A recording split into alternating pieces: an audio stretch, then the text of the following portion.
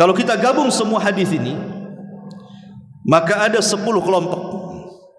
Dari 5 hadis yang kita baca ini, ada 10 kelompok yang akan mendapatkan jaminan dari Allah di dunia dan akhirat.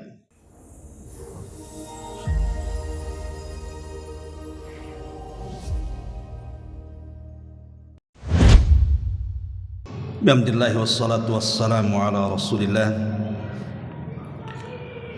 wa ala alihi wa sahbihi wa mawalah wa la hawla wa la quwata illa billahi wa ba'du. Alhamdulillah, segala puja dan puji hanya milik Allah subhanahu wa ta'ala. Salawat dan juga salam kita hadiahkan kepada Rasul kita Nabi besar Muhammad sallallahu alaihi wa ala alihi wasallam. Pembahasan di malam hari kita akan membahas tentang 10 manusia yang akan mendapatkan jaminan langsung dari Allah, baik di dunia ataupun di akhirat. Dan ini diambil dari beberapa riwayat hadis. Kita akan baca dulu hadisnya, baru kita jabarkan satu persatu. Pertama, hadis yang dikeluarkan Imam Ahmad dan juga At-Tabrani dari sahabat Mu'adz ibn Jabal radhiyallahu anhu. Nabi sallallahu alaihi wasallam bersabda, "Khamsun man fa'ala wahidatan minhunna kana dhaminan 'ala Allah azza wa jalla. Man 'ada marida aw kharaja ma'a janazatin aw kharaja ghaziyan aw dakhala ala imamin yuridu ta'ziruhu wa tawqiruhu aw qa'ada fi baitihi fasaliman nas minhu wa salima minan nas." Dari Mu'adz bin Jabal radhiyallahu an, Rasul bersabda, 5 perkara sesiapa yang melakukan salah satu dari 5 perkara itu, maka Allah akan memberikan jaminan langsung kepada orang yang melakukannya. Kata Nabi sallallahu alaihi wasallam, orang yang menjenguk orang sakit atau keluar untuk mengantar jenazah atau keluar untuk berperang atau mendatangi pemimpin untuk memuliakannya atau duduk di rumahnya sehingga manusia selamat dari keburukannya dan ia pun selamat dari keburukan manusia. Dalam riwayat yang lain dari sahabat Abi Umamah Al-Bahili radhiyallahu an dan disahihkan oleh Syekh Nasiruddin Al-Albani rahimahullahu taala,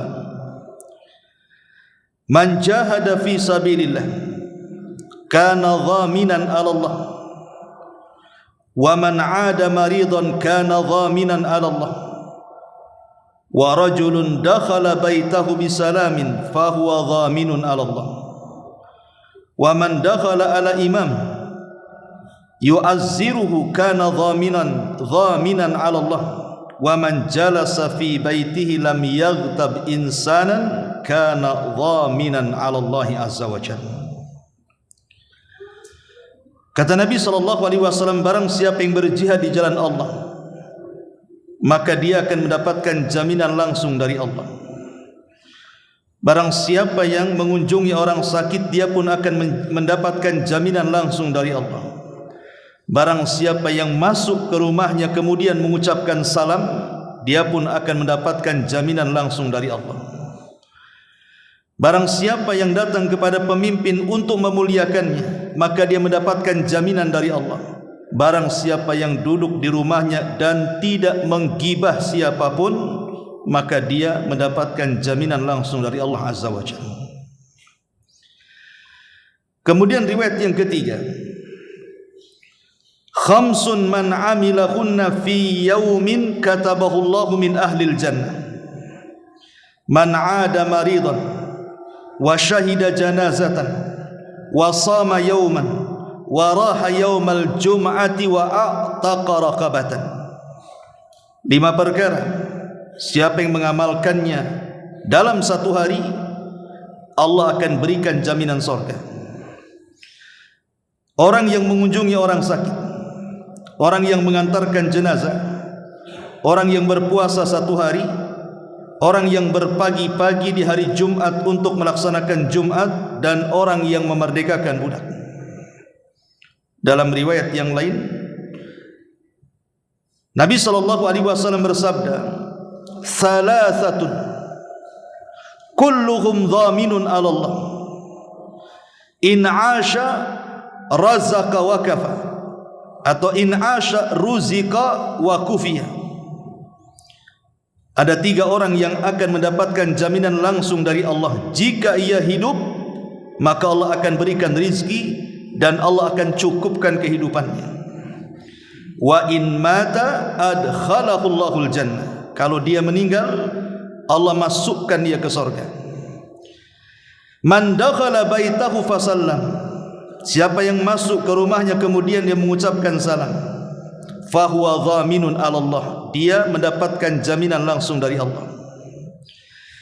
Wa man kharaja ilal masjid fahuwa dhaminun 'ala Allah. Barang siapa yang keluar untuk ke masjid, maka dia mendapatkan jaminan langsung dari Allah. Wa man kharaja fi sabilillah fahuwa dhaminun 'ala Allah. Maka barang siapa yang keluar dalam rangka jihad di jalan Allah, maka dia akan mendapatkan jaminan dari Allah Subhanahu wa taala. Dan riwayat terakhir, Nabi SAW mengatakan, "Salasatun kulluhum dhaminun 'ala Allah." 3 manusia akan mendapatkan jaminan langsung dari Allah. Rajulun kharaja ghazian fi sabilillah fahuwa dhaminun 'ala Allah hatta yatawaffahu fayudkhilahul jannah. Orang yang keluar dalam rangka perang, maka dia mendapatkan jaminan dari Allah, sehingga kalau Allah wafatkan, Allah jamin dia masuk surga. Au yarudduhu bima nala min ajrin wa ghanimatin. Atau kalau dia tidak meninggal, maka dia mendapatkan pahala dan harta ghanimah yang banyak. Wa rajulun raha ilal masjid fahuwa dhaminun 'ala Allah hatta yatawaffahu fayudkhilahul jannah. Atau siapa yang berjalan menuju masjid, maka dia mendapatkan jaminan langsung dari Allah. Kalau dia meninggal dalam perjalanan itu, maka Allah masukkan ke surga. Au yarudduhu bima nala, atau au yaruddahu bima nala min ajrin wa ghanimatin. Tapi kalau dia selamat dan tidak meninggal, dia mendapatkan pahala besar dan ghanimah kelak pada hari kiamat. Wa rajulun dakhala baitahu bisalam fahuwa dhaminun 'ala Allah. Dan orang yang masuk ke rumahnya kemudian mengucapkan salam, maka dia mendapatkan jaminan langsung dari Allah Subhanahu wa taala. Kalau kita gabung semua hadis ini, maka ada 10 kelompok. Dari 5 hadis yang kita baca ini, ada 10 kelompok yang akan mendapatkan jaminan dari Allah. Yang pertama, orang yang menjenguk orang sakit. Yang kedua, keluar mengantarkan jenazah. Yang ketiga, keluar untuk berperang.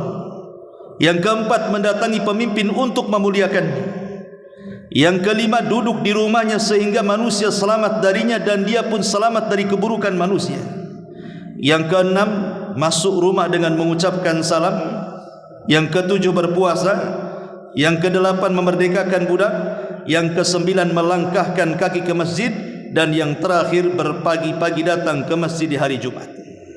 Inilah 10 kelompok yang kita akan jelaskan, yang akan mendapatkan jaminan langsung dari Allah di dunia dan akhirat. Ma'asyiral muslimin yang dimuliakan Allah Azza wa Jalla, apa yang dimaksud jaminan di sini? Apa yang dimaksud jaminan Allah, bahwa orang ini mendapatkan jaminan Allah di sini?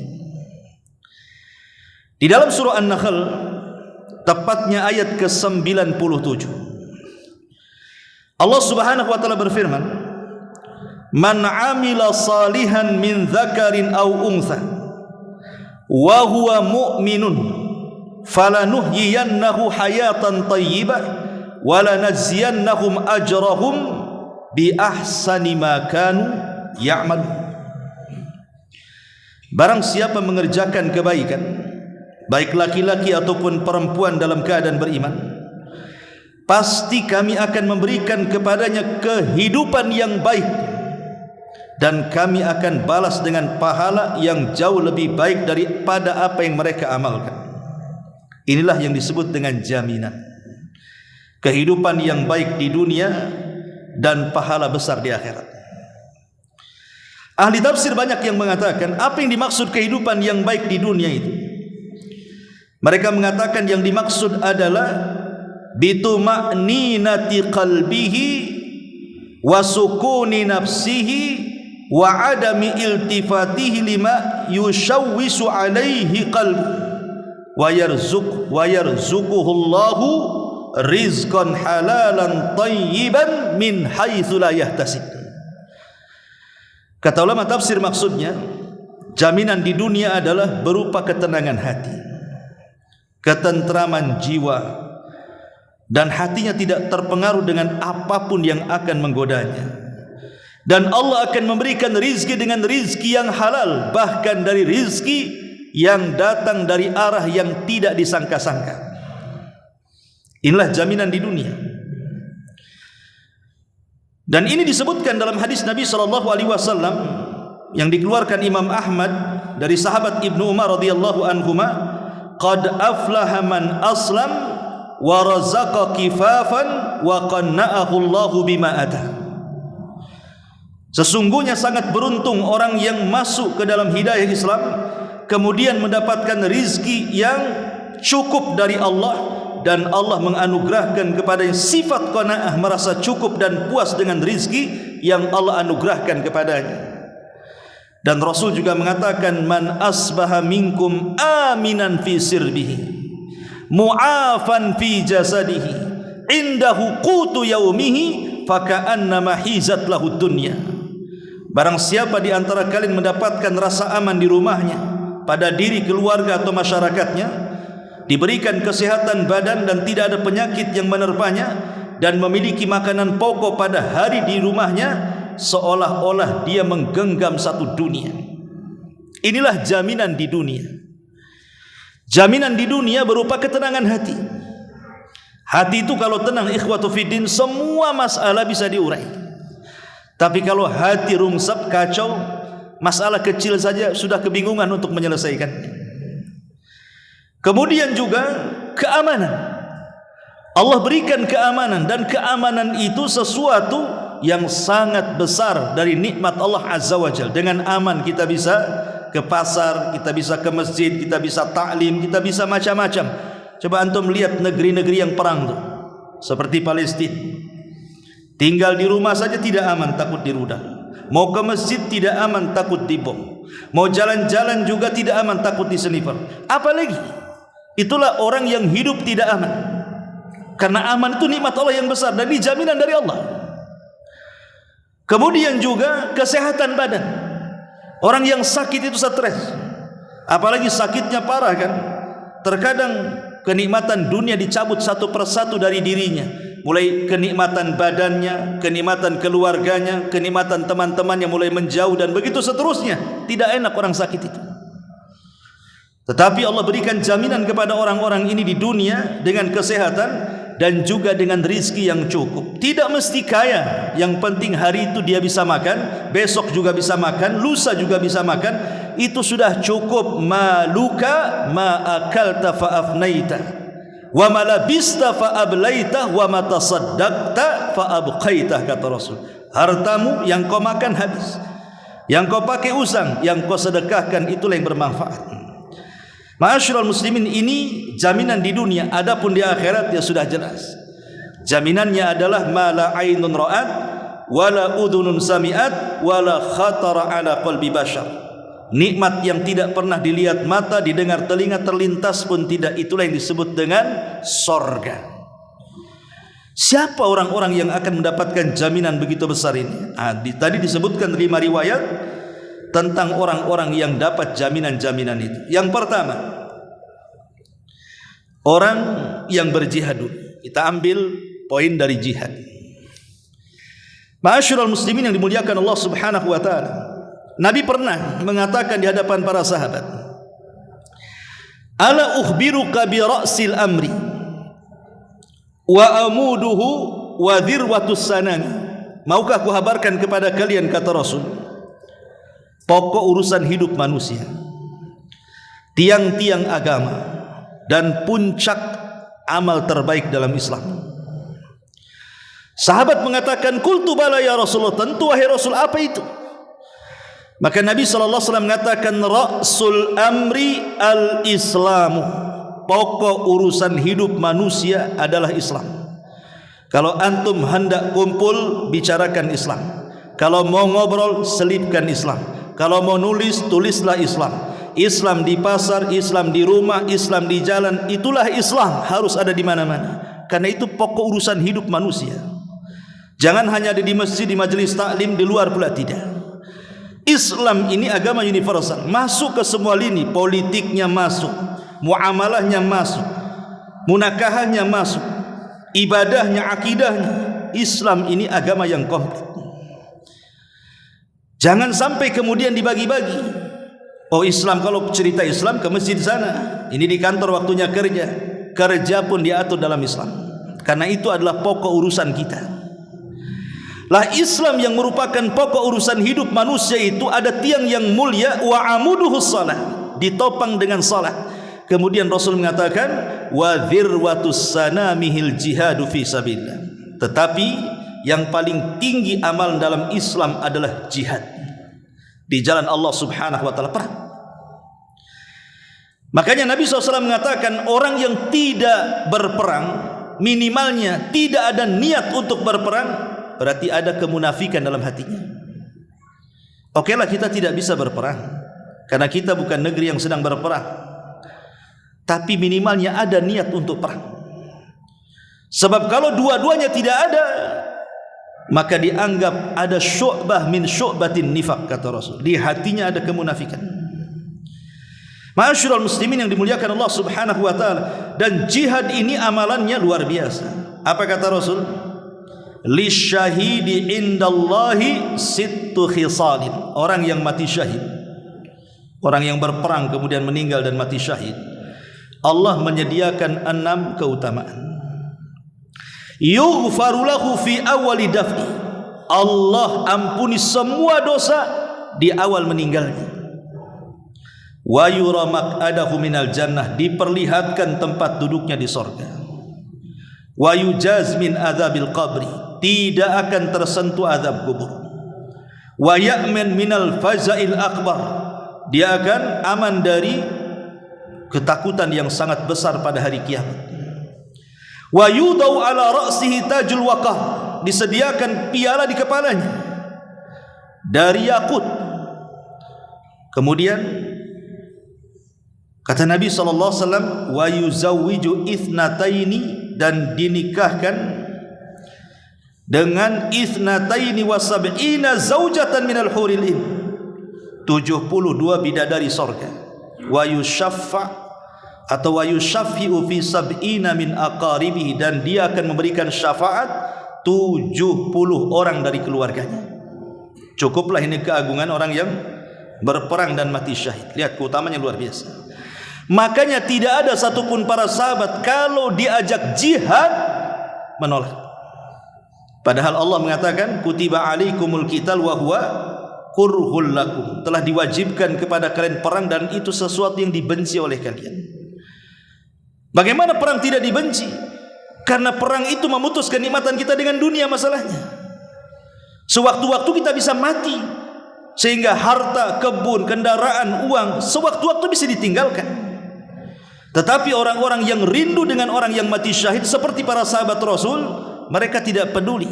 Karena cinta dunia dan takut kematian tidak ada kamusnya di mata para sahabat Nabi. Mereka kaum yang dimuliakan Allah Subhanahu wa taala dengan Islam, sebagaimana Umar mengatakan, nahnul kaum a'azzanallah bil Islam wa man yabtaghi al-izzata bighairi ma a'azzana Allah adzallana Allah azza wa jalla. Kami kaum yang dimuliakan dengan Islam. Siapa yang mencari kemuliaan di luar Islam, Allah hinakan dia. Ini yang pertama. Yang kedua, orang yang melangkahkan kaki ke masjid, orang yang hatinya terpaut dengan masjid. Nabi SAW mengatakan ketika menceritakan tentang 7 orang yang akan mendapatkan naungan di hari yang tidak ada naungan kecuali naungan Allah. Sab'atun yudhilluhumullahu fi dhillihi yawma la dhilla illa dhilluh, kata Rasul. 7 kelompok yang akan mendapatkan naungan di hari yang tidak ada naungan kecuali naungan arasy Allah Subhanahu wa taala. Matahari didekatkan 1 mil, panas luar biasa, keringat bercucuran. Disitulah ada orang-orang yang mendapatkan naungan. Salah satunya kata Rasul, wa rajulun qalbuhu mu'allaqun bil masajid, seorang yang hatinya terus terpaut dengan masjid. Nabi SAW sampai mengatakan, a'zamun nasi ajran fi salati ab'aduhum fa ab'aduhum mamshan. Orang yang paling banyak mendapatkan pahala dalam salat adalah mereka yang paling jauh jarak rumahnya antara rumah ke masjidnya. Walladhi yantadiru salata hatta yusalliyaha ma'al imam a'zamu ajran minalladhi yusalli thumma yanam. Kata Rasul, dan orang yang menunggu salat sehingga dia melaksanakan salat berikutnya bersama imam, itu lebih besar pahalanya dibandingkan orang yang melaksanakan salat kemudian dia tidur. Lihat bagaimana kata Rasul, orang yang paling jauh dari masjid, kalau dia ke masjid itu pula yang paling banyak pahalanya. Di zaman Rasul dijelaskan oleh sahabat Ubay bin Ka'ab. Ada sahabat namanya Ubay ibn Ka'ab radhiyallahu anhu bercerita. Jadi ada seseorang itu sangat jauh rumahnya dari masjid. Kemudian ditawarkan kepadanya, "Lawishtaraita himaran yarkabuhu fi zulumai wa fir ramdai." Sekiranya engkau membeli seekor keledai supaya kamu dengan keledai itu bisa melewati kegelapan ataupun panas kerikil di siang hari. Karena kalau pulang dari sholat isya kan sudah malam gelap. Kalau sholat pemanya di siang hari padang pasir panas, berilah keledai biar enak. Kan rumahmu jauh dari masjid. Kemudian sahabat ini mengatakan, ma yasurruni anna manzili ila jambil masjid, inni uridu an yuktabli mamshaya ilal masjid wa ruju'i idza raja'tu ila ahli. Kemudian orang ini mengatakan, aku tidak ingin rumahku di samping masjid, sebab aku ingin jalanku ke masjid dan pulangku ke rumah semua dicatat pahala. Kemudian Rasulullah SAW mengatakan, qad jama'allahu laka dzalika kullah. Kalau begitu Allah telah kumpulkan semua pahala ketika berangkat dan pulang, semuanya untukmu. Artinya di sini ada keutamaan orang yang melangkahkan kaki ke masjid kan? Kalau seandainya Allah takdirkan dia meninggal, entah kecelakaan, entah masuk lubang, entah apa, akhirnya dia meninggal dunia, maka sudah dijaminkan sorga padanya. Tapi kalau dia tidak meninggal dunia selamat dari berangkat dan pulang, tetap dia dapat pahala besar dan ghanimah kebaikan yang tidak dimiliki orang-orang yang tidak ke masjid. Ini yang kedua. Yang ketiga, biasakan mengucapkan salam apabila masuk rumah. Biasakan mengucapkan salam. Karena ada 3 keutamaan yang disebutkan para ulama, kenapa kita harus mengucapkan salam setiap kita masuk rumah, walaupun tidak ada orang di rumah. Pamannya di rumah nggak ada orang, nggak ada keluarga, kita sendiri aja, kunci rumah pun kita yang pegang kan gitu. Tetap ucapkan salam, nanti malaikat yang jawab. Karena ada 3 faedah. Yang pertama, rumah kalau diucapkan salam akan dijauhkan dari syaitan. Kata Nabi SAW, idza dakhala ar-rajulu baitahu fa dzakara Allah inda dukhulihi wa inda ta'amihi qala asy-syaitan la mabita lakum wala asya. Jika salah seorang di antara kalian masuk ke dalam rumah, kemudian menyebut nama Allah dan salam Salah satu adalah menyebut nama Allah, termasuk juga membaca basmalah sebelumnya. Maka syaitan akan mengatakan tidak ada tempat di sini dan tidak ada tempat makan di sini. Wa idza dakhala falam yadhkurillah inda dukhulihi. Kalau dia masuk rumah tidak ada basmalah, tidak ada salam, qala syaitan adraktumul mabit. Oh, di rumah ini ada tempat tinggal untuk kita. Kita bisa tidur rame-rame di sini. Wa idza lam yadhkurillah inda ta'amihi qala adraktumul mabita wal asha. Tapi kalau dia masuk rumah sudah tidak salam, makan pun tak baca basmalah, maka syaitan mengatakan, oh di sini ada tempat enak, nyaman untuk tidur dan juga ada makan malam bagi kita. Lihat, gara-gara tidak baca basmalah dan salam, rumah kita dipenuhi dengan syaitan. Kemudian yang kedua, dapat berkah. Kita yang mengucapkan dapat berkah, seluruh orang yang di rumah itu akan diberkahi Allah. Kata Nabi SAW, idza dakhaltum buyutan fasallimu ala anfusikum tahiyatan min indillah mubarakatan tayyibatan. Maka apabila kalian memasuki rumah-rumah, maka hendaklah kalian memberikan salam atas diri kalian sendiri, salam yang ditetapkan dari sisi Allah yang telah diberkahi lagi baik. Assalamualaikum. Nanti jawabnya waalaikumsalam warahmatullahi wabarakatuh. Di situ ada keselamatan, di situ ada rahmat, di situ ada berkah. Bayangkan rumah kita dipenuhi 3 doa ini. Juga disebutkan dalam hadis Imam Tirmidzi, Anas ibn Malik radhiyallahu an, dia berkata, Nabi pernah ngomong sama dia, kata Anas, apa kata Nabi? Ya bunai, wahai anakku, maksudnya wahai Anas, idza dakhalta ala ahli, kalau masuk ke keluargamu, fasalim, salam kamu, jangan diam saja. Yakun barakatan alaika wa ala ahli baitika, karena dengan mengucapkan salam akan datang keberkahan bagimu dan kepada seluruh keluargamu. Ini ucapan Rasul. Bayangkan kalau rumah itu diberkahi, ikhwan, apa enggak enak kan gitu? Tiba-tiba istri kita menjadi solehah, suami jadi soleh, anak-anak jadi soleh-soleha, tidak ada setan pula di situ. Apa tidak enak begitu? Ya, makanya ucapkan salam, jangan bakhil. Ustaz enggak ada orang, enggak apa-apa, nanti malaikat jawab. Kemudian yang ketiga, mendapatkan perlindungan Allah atau jaminan Allah sebagaimana hadis yang kita baca ini. Ini yang ketiga. Yang keempat, mengunjungi orang sakit. Nabi SAW mengatakan ada 2 hadis yang luar biasa nih, amalan mengunjungi orang sakit ini. Hadis yang pertama, hadis yang dikeluarkan Imam Tirmidzi, kata Rasul, ma min muslim ya'udu musliman ghudwatan illa shalla alaihi sab'una alfa malakin hatta yumsi wa in adahu ashiyatan illa shalla alaihi sab'una alfa malakin hatta yusbi wa kana lahu kharifun fil jannah. Lihat, tidaklah seorang muslim yang menjenguk saudaranya muslim lain di pagi hari, melainkan dirinya akan didoakan oleh 70.000 malaikat hingga petang. Dan barang siapa yang menjenguk orang sakit di sore hari, maka dirinya akan didoakan 70.000 malaikat hingga pagi hari. Dan baginya kebun di sorga.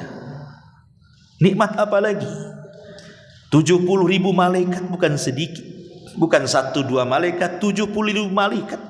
Kita aja nggak tahu seperti apa bentuk dan jumlahnya. 70.000, bayangkan. Semua mendoakan kita. Kalau kita mengunjungi di pagi hari, Allah, malaikat yang 70.000 akan mendoakan sampai sore hari. Kalau kita mengunjungi di sore hari, maka 70.000 malaikat akan mendoakan kita sampai di pagi hari. Cukup sampai di sini? Tidak. Allah berikan jaminan apa? Mendapatkan kebun di sorga. Luar biasa. Ini hadis pertama. Hadis yang kedua, Nabi SAW mengatakan, innal muslim idza adahu akhahul muslim lam yazal fi khurfatil jannah hatta yarji. Sungguh seorang muslim jika menjenguk saudaranya muslim yang lainnya sedang sakit, maka dirinya senantiasa berada dalam khurfah al jannah. Sahabat bertanya, apa khurfah jannah itu wahai Rasul? Khurfah surga itu apa? Maka Rasul mengatakan, khurfatul jannah ay janah. Yang dimaksud khurfah surga itu maksudnya kebun-kebun surga yang penuh berisi dengan buah-buahan surga. Buah-buahan sorga tidak pernah dilihat mata, didengar telinga, terlintas pun tidak. Seperti apa buah-buahan di sorga itu? Artinya di sini maka jangan pernah malas. Apalagi tetangga gitu ya, sakit, jenguk saja. Teman sepengajian, jenguk ya. Kalau tidak ada kawan, nah datang ke rumah sakit. Banyak orang sakit. Ngapain ke rumah sakit? Jenguk orang sakit. Oh pisang bawa apa kan itu. Intinya bahwa ini keutamaan besar walaupun sepele kan. Datang nengok semenit 2 menit jadilah. Karena begini kawan, sering saya katakan terkadang ada orang sakit itu bukan sakit karena penyakitnya, tapi sakit karena tidak ada yang menjenguknya. Kadang-kadang seperti itu. Karena ketika sehat kan dia biasa ke masjid, rame-rame ngaji, di warung rame-rame, ngobrol sana sini, ketemu di jalan sana. Ketika sakit hidup sendiri. Sehingga ketika ada kawan-kawannya datang kemudian menjenguk orang sakit itu kebahagiaan tersendiri dia. Ada yang menghibur. Tapi berapa kalilah sanggup kawan-kawan itu menjenguk orang sakit? Sekali, 2 kali, 3 kali, 4 kali. Kadang-kadang sekali waktu sakit, 2 kali waktu meninggal. Waktu sakit dia mengunjungi, kedua kalinya waktu meninggal pula. Kadang-kadang orang sakit lebih sakit ketika tidak ada yang mengunjunginya. Ujung-ujungnya siapa yang menemaninya? Ya orang rumah saja, siapa lagi? Orang rumah saja. Maka beruntunglah orang-orang yang sehat itu. Maka di antara manfaat menjenguk orang sakit itu adalah diingatkan tentang kesehatan. Bersyukurlah. Bersyukur kalau kita masih sehat, karena lihat orang sakit seperti itu kondisinya. Ma'asyiral muslimin yang dimuliakan Allah Subhanahu wa taala, ini yang keempat, yang kelima. Mengantarkan jenazah. Nabi SAW mengatakan, "Man syahidal janazata hatta yusalliyaha 'alaiha falahu qirah, wa man syahida hatta tudfan kana lahu qiratan." Qila wa mal qiratan ya Rasulullah? Qala mithlul jabalainil azimain. Barang siapa yang menghadiri proses jenazah sampai dia menyolatinya, maka dia dapat 1 qirat. Kalau sampai menguburkannya, artinya menyolatkan ia, menguburkan ia, kemudian Rasul mengatakan dia dapat 2 qirat. Kata sahabat, apa 2 qirat itu wahai Rasul? Kata Rasul, seperti 2 gunung Uhud. Bayangkan ya, pahala sebesar gunung Uhud, 2 lagi. Hanya sekedar ngantar ke jenazah, ke kuburan, pulang lagi, nggak sampai 1 hari, pahalanya besar. Dalam riwayat yang lain, Nabi SAW mengatakan, "Man shalla ala janazatin wa lam yatba'ha falahu qiratun, faman tabi'ah falahu qiratan." Barang siapa yang salat jenazah hanya menyolatinya saja, dapat 1 qirat saja. Kalau sampai menguburkannya, dapat 2 qirat. Rasul ditanya, apa 2 qirat? Paling kecil mithla Uhud, kata Rasul. 1 qirat itu paling kecil seperti gunung Uhud. Berarti paling besarnya ya lebih daripada itu. Tapi yang jelas bahwa kalau sampai lebih daripada itu, bukan hanya menyolatkan, bukan hanya mengantarkan jenazah ke kuburan, tapi kita ikut memandikan, ikut mengkafankan, ikut menyolatkan, ikut menguburkan, subhanallah, lihat pahalanya. Kata Nabi SAW dalam sebuah hadis, "Man ghassala mayyitan fakatama alaihi ghufira lahu 40 marratan, wa man kaffana mayyitan kasahu Allahu min sundusin wa istabra minal jannah, wa man hafara lil mayyiti qabran wa man hafara limayyitin qabran fa ajnahu fihi ujriya lahu minal ajri ka ajri maskanin askanahu ila yaumil qiyamah." Barang siapa yang memandikan jenazah dan ia menyembunyikan cacat aib jenazah yang dimandikannya, niscaya dosanya akan diampuni sebanyak 40 kali. Barang siapa yang mengkafani jenazah, niscaya Allah akan memakaikan kepadanya kain sutra yang halus dan tebal kelak di sorga. Barang siapa yang menggalikan kuburan untuk jenazah, maka dia memasukkannya ke dalam kuburan tersebut, maka dia akan diberikan pahala seperti pahala membuatkan rumah yang jenazah itu tempatkan di dalamnya sampai kiamat dibangkitkan. Subhanallah. Kalau itu prosesnya dari awal sampai akhir, kita semua besar pahalanya, ikhwan. Ma'asyiral muslimin yang dimuliakan Allah Azza wa Jalla, tentu kalau kita mengiringi jenazah dari rumah sampai kuburan, bukan hanya melangkahkan kaki kuburan, tidak. Ingat, masuk kubur itu ada adab-adabnya. Minimalnya ketika kita mengantarkan jenazah ke kuburan itu adalah 2 faedah yang bisa antum bawa. Yang pertama, intifa'uz zair bi dzikril maut. Adalah manfaat ketika kita mengantarkan jenazah ke kuburan itu, kita diingatkan dengan kematian. Jangan berlalu begitu saja, bahwa kita juga sekarang dia yang di keranda, besok pula yang ada kita di situ. Kemudian ketika kita melihat saudara kita dimasukkan ke liang lahat, iya sekarang dia yang dimasukkan, boleh jadi besok pula kita yang dimasukkan di situ. Ketika kita melihat keluarganya menangis karena kehilangan orang dicintainya, boleh jadi kita nanti yang ditangisi manusia. Ingat kematian. Yang kedua, naf'ul mayyit wal ihsan ilaihi bis salami alaihi wad du'a wal istighfar lahu. Kemudian juga yang kedua, berikan manfaat kepada jenazah yang kita hantarkan. Apa manfaatnya? Ucapkan salam, doakan kebaikan, dan mintakan ampun kepadanya. Makanya ada 3 doa jangan sampai antum lewatkan di kuburan sebelum pulang. Jadi ketika umpamanya mayat ini sudah dikuburkan, jangan langsung pulang. Antum dekati kuburan yang sudah dikubur itu, sudah dikasih tanah. Minimalnya kalau antum tidak ikut nyangkuli, ambil 3 kepal tanah, letakkan di kuburan, hadapkan ke kiblat, minta 3. 1, ya Allah ampuni dosa dia. 2, ya Allah tetapkanlah jawabannya karena dia sedang ditanya. Yang ketiga, berikan rahmat kasih sayangmu ya Allah untuk orang mati ini. Selebihnya doakan orang yang ada di kuburan itu. Jangan mendoakan jenazah saja, doakan juga kuburan yang di samping kiri kanan, walaupun sampai umpamanya berapa kilo ke depan.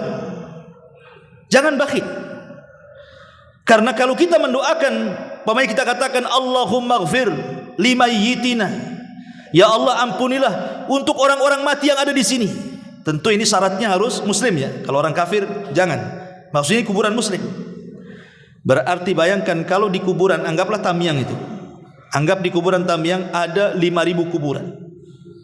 Antum katakan ya Allah ampunilah semua kuburan yang ada di sini. Antum pulang membawa pahala 5.000 kuburan itu. Hanya ngomong gitu saja, pulang berdawa pahala 5.000. Coba bayangkan, hanya 1 kalimat, ya Allah ampuni mereka semua. Rupanya mereka semua yang ada di situ 5.000 orang, dapat 5.000 pahala kita balik. Alhamdulillah. Ya. Jadi mengantarkan jenazah bukan hanya mengantarkan gitu saja. Banyak amalan-amalan yang pulang itu kita bawa, sudah mengantarkannya dapat pahala sebesar Uhud. Kan itu ya. Pulang pula lebih daripada itu, kita membawa ribuan pahala orang yang meninggal di dalam kuburan itu. Luar biasa ikhwan ya. Ini yang ke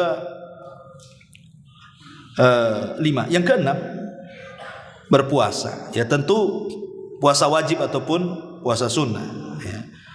Nabi SAW mengatakan, man shama yawman fi sabilillah ba'adallahu wajhahu anin nari 70 kharifah. Barang siapa yang berpuasa di jalan Allah karena Allah, maka wajahnya akan dijauhkan dari neraka 70 musim, dalam riwayat 70 tahun. Berapalah antum jalan kaki dari sini 70 tahun gak berhenti? Sampai di mana kira-kira? Udah berapa kali ngeliling dunia tuh? Sejauh itulah neraka akan dijauhkan dari orang yang berpuasa. Itu kalau 1 hari puasa di jalan, anggaplah puasa Senin atau puasa Kamis, atau 1 hari puasa Ayyamul Bid, atau 1 hari puasa Daud, atau puasa-puasa yang lainnya, puasa Muharram, puasa Dzulhijjah, kan banyak puasa-puasa, atau di bulan Sya'ban nanti bulan depan, atau masuk lagi Ramadan puasa wajib. Subhanallah, banyak pahala yang akan kita dapati. Kemudian yang nomor 7, berangkat solat di hari Jumat. Nabi SAW mengatakan dari Abdullah bin Abbas radhiyallahu anhuma, inna hadha yaumu idin ja'alahu Allahu lil muslimin. Hari Jumat itu hari Id bagi kaum muslimin. Faman jaa ilal jum'ati falyaghtasil. Kalau kalian mendatangi salat Jumat, mandi.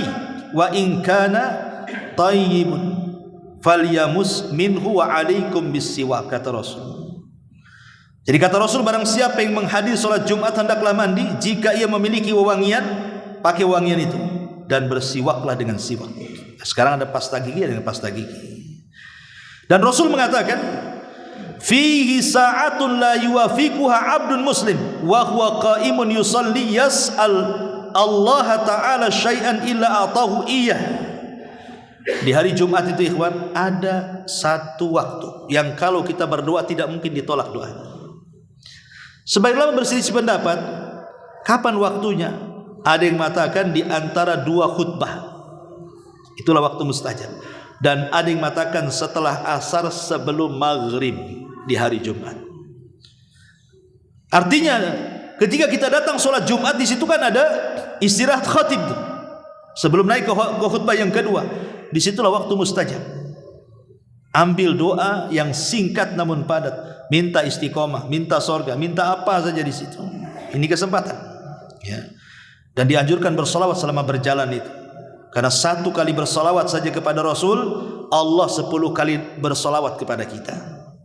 Bayangkan, satu kali kita ngomong Allahumma sholli ala Muhammad di hari Jumat sambil jalan Jumatan tuh, artinya ya Allah, pujilah Rasulullah di hadapan para malaikat yang ada di langit. Itu arti solawat.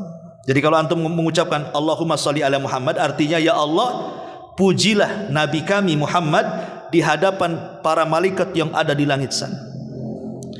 Kalau kita ngomong satu kali, maka Allah akan bersolawat 10 kali kepada kita. Kita akan dipuji di hadapan malaikat 10 kali. Allah lagi yang muji di hadapan malaikatnya. Bayangkan, itu satu kali solawat. Gimana kalau 2-3 kali, ratusan atau ribuan solawat dari Jumat? Masya Allah, jadi selebritis langit antum. Malaikat akan memuji kita satu langit. Bayangkan. Ma'asyiral muslimin yang dimuliakan Allah Azza wa Jalla. Kemudian juga Rasul mengatakan, man ightasala yaumal jum'ati ghuslal janabati thumma raha fa ka'annama qarraba badanatan wa man raha fi sa'ati tsaniyati fa ka'annama qarraba baqaratan wa man raha fi sa'ati tsalitsati fa ka'annama qarraba kabsan aqran wa man raha fi sa'ati rabi'ati fa ka'annama qarraba dajajatan wa man raha fi sa'ati khamisati fa ka'annama qarraba baydatan fa idza kharaja al imam hadaratil malaikatu yastami'una dzikra. Barang siapa mandi di hari Jumat sebagaimana mandinya jinabah, lalu berangkat menuju masjid, kalau dia mendapatkan saf pertama, artinya pagi-pagi dia ke masjid, maka seolah-olah dapat pahala seperti berkurban seekor unta. Kalau saf kedua, seolah-olah berkurban seperti sapi. Saf ketiga, seolah-olah berkorban seperti kurban kambing. Saf keempat seolah-olah berkorban dengan kurban seekor ayam. Saf kelima berkorban dengan telur ayam. Saf keenam tak ada, datai ayam semua tuh. Ya. Karena malaikat sudah masuk ke dalam masjid langsung mendengarkan khatib. Jadi cuman ada 5 kelompok saja.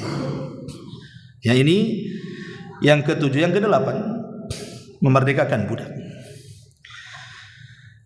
Memerdekakan budak, kata Nabi SAW, man a'taqa raqabatan muslimatan a'taqa Allah bi kulli udwin minha udwan minhu minan nar hatta farjahu bi farjihi, muttafaqun alaih. Barang siapa yang memerdekakan budak, maka seolah-olah seluruh anggota badan dari kepala sampai kaki dimerdekakan dari api neraka sampai kepada kemaluannya.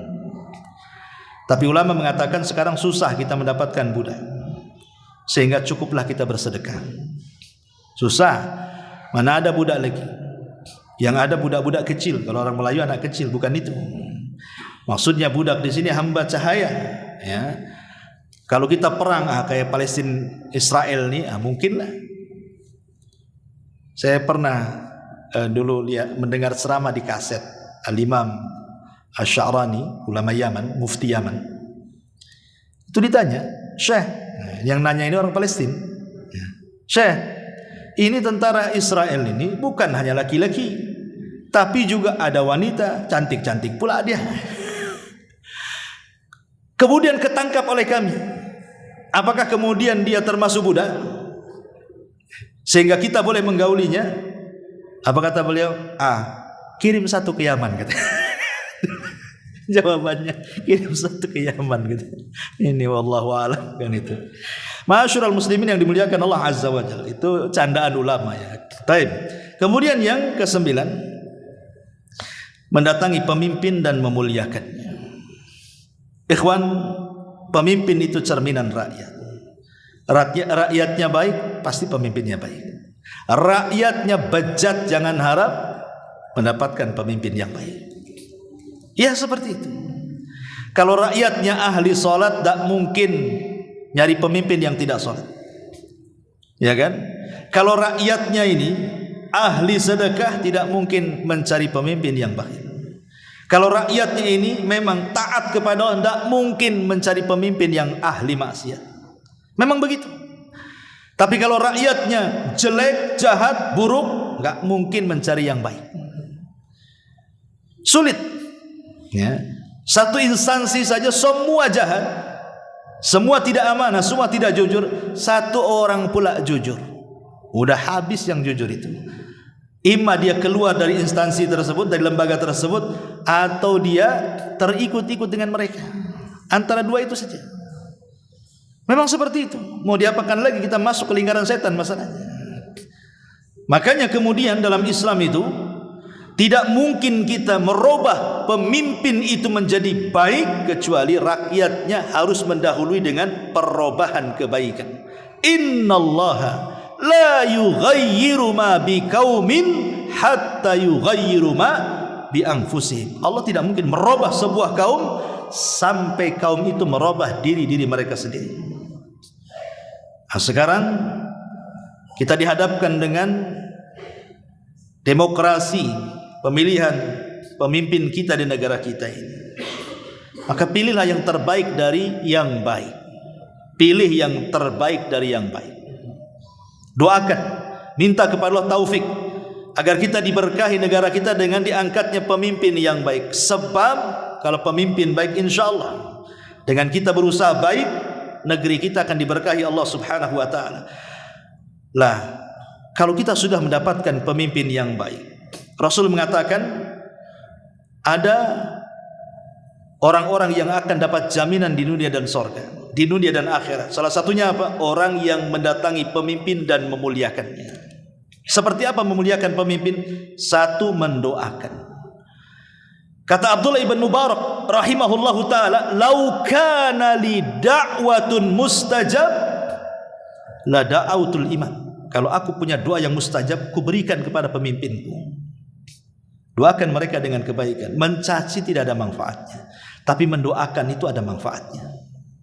Jangan dicaci pemimpin kita, doakan. Ya. Kemudian yang kedua, menghormati dan memuliakan. Karena Rasul mengatakan penguasa adalah naungan Allah di bumi. Barang siapa yang memuliakannya, Allah muliakan dia. Siapa yang menghinakannya, Allah hinakan dia. Selama dia masih pemimpin, muliakan. Jangan dihujat. Ya. Yang kedua, mendengar dan taat. Kata Rasul, walaupun pemimpin kita ini seorang budak yang tidak layak, tapi kalau dia berkuasa, wajib mendengar dan taat. Yang ketiga, kalau bisa nasihat, memberikan nasihat. Karena Nabi SAW mengatakan, afdalul jihad kalimatul haq inda sultanil jair. Seutama-utama jihad adalah kalimat kebenaran yang disampaikan kepada para penguasa zalim. Kalau kita sanggup, ya, dengan kekuatan, enggak sanggup dengan lisan, enggak sanggup dengan hati, walaupun itu selama-lamanya iman. Kemudian juga yang keempat, membantunya, memberikan ide terbaik untuk pembangunan negara, memberikan ide terbaik ya, untuk kemajuan dan begitu seterusnya. Dan ingat, kalau Allah takdirkan, rupanya negeri kita dipimpin orang yang jauh lebih jahat daripada sebelumnya, lebih zalim daripada sebelumnya. Allah takdirkan seperti itu. Maka kewajiban kita perbanyak istighfar. Kewajiban kita adalah memperbanyak istighfar. Karena urusan kekuasaan, kedudukan dan kerajaan itu semua milik Allah, ikhwan. Ya. Allah yang berhak menurunkan dan mengangkat. Pemimpin yang jahat pasti kebijakannya juga akan jahat. Boleh jadi di akhirnya membolehkan diskotik, memabuk-mabukan, perzinahan di mana-mana, kekacauan di mana-mana dari segi maksiat kan. Maka kita lawan rakyatnya dengan istighfar dan doakan hidayah kepada pemimpin kita. Dan yang terakhir tentu yang ke-10, duduk di rumah menghindari fitnah dan tidak membuat fitnah. Menghindari fitnah dari manusia dan jangan buat fitnah dari manusia kepada manusia. Memperbanyak duduk di rumah. Tetapi jangan pula udah duduk di rumah gibah pula di rumah. Nah, ini ngapain juga di rumah? Kan ada orang itu yang hobinya gibah di rumah, gibah di luar rumah juga gibah. Di mana-mana gibah. Jangan mencaci maki orang lain dan jangan mau juga dicaci maki orang kan. Tapi namanya kama tadinu tudan al jaza min jinsil amal, itu kan ada kaidah ya. Kama tadinu tudan, sebagaimana engkau berlaku seperti itu, maka akan ada yang berlaku yang sama kepada Anda. Kita menggibah saudara kita, nanti Allah kirim orang menggibah kita. Kita mendolimi orang, nanti Allah akan mengirim orang mendolimi kita. Kita mencaci maki orang, nanti Allah akan kirim orang yang mencaci kita. Karena balasan itu disesuaikan dengan perbuatannya. Maka ketika kemudian kita niatkan, malas keluar rumah. Kenapa? Daripada saya di luar rumah, tidak ada manfaatnya, bagus di rumah. Terhindar dari fitnah pagi zaman sekarang, syahwat, subhat di mana-mana. Adalah di rumah saya, habis kerja paling nggak usah kemana-mana kelayapan kan itu. Mungkin di rumah bisa mendengarkan ceramah, murotal dan kajian dan begitu seterusnya, itu lebih manfaat. Lah orang-orang yang seperti ini akan mendapatkan jaminan di dunia dari Allah dan juga jaminan di akhirat dari Allah Subhanahu wa taala berupa surga. Wallahu a'lam bishawab. Ini yang disampaikan, mudah-mudahan ada manfaatnya. Subhanallah bihamdika, asyhadu an la ilaha illa anta astaghfiruka wa atubu ilaik. Allahu taala alam. Assalamualaikum warahmatullahi wabarakatuh. Intinya bahwa tolong berakhlak kepada Allah. Membahas tafsir dari surah Al-Imran. Lahirlah Imam Muslim, Abi Dawud, Tirmidzi, Ibnu Hibban. Jadi ketika Yunus alaihi salatu wassalam terkena undian itu,